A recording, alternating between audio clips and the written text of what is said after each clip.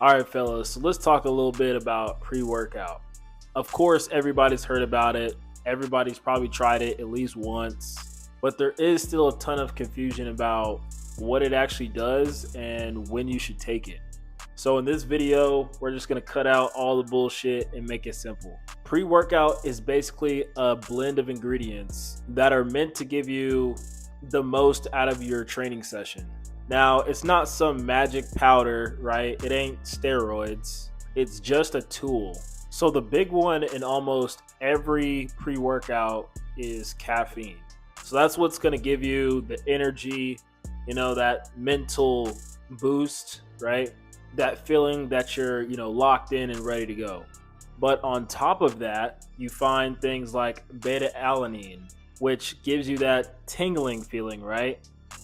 But it also helps with endurance. And then you have citrulline, which is good for blood flow and pumps, things like that. Now, sometimes pre workouts will put in creatine or they'll put in like focus enhancers, but the main thing is caffeine. Now, here's why timing actually matters. Caffeine is not some drug that hits your bloodstream instantly. So whenever you take pre-workout, it takes between 20 and 40 minutes to actually start feeling and actually having that caffeine work for you. But once it is in your system, it will stay in your system for a couple hours. So don't take pre-workout with caffeine in it right before bed. That's kind of crazy. What this also means is if you walk into the gym and take your pre-workout at that specific time, you're not actually going to get the benefits of that pre-workout until like halfway into the workout.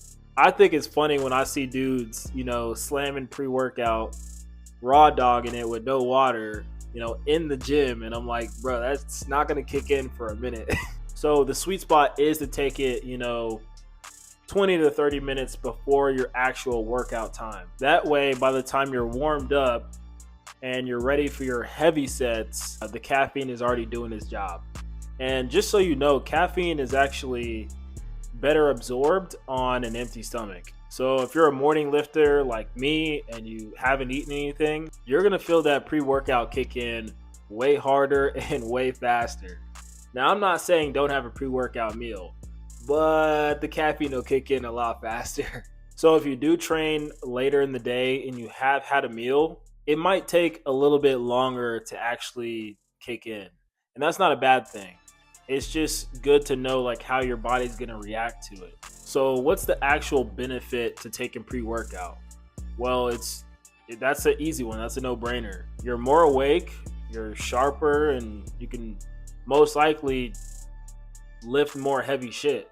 That might mean, grinding out one or two more reps or just staying consistent and dragging your ass through the workout, because sometimes you need that too.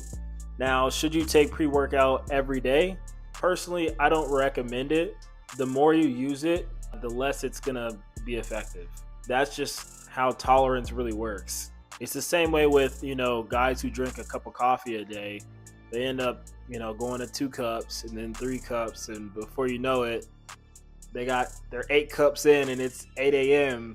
They're still trying to get their caffeine fix. So the best advice that I can give you as far as caffeine is just to take it when you need it. So something like early in the morning or after a long 12-hour shift. But if you do take it every single day, it's definitely gonna lose its punch and you're gonna end up, upping those dosages quite a lot to get that same amount of energy. So here's the bottom line, all right? There are downsides to caffeine.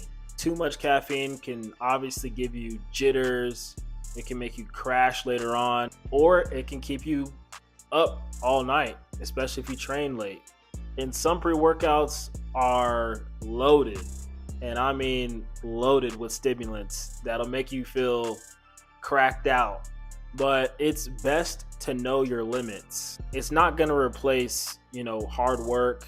It's not going to fix a bad diet. And it's not really a requirement to build muscle and get lean either. But if you do use it, smartly and at the right time, it can absolutely help you stay consistent and grind harder. So last thing I want to talk about, because I got to bring this up, is the dry scooping. I know a lot of guys do it.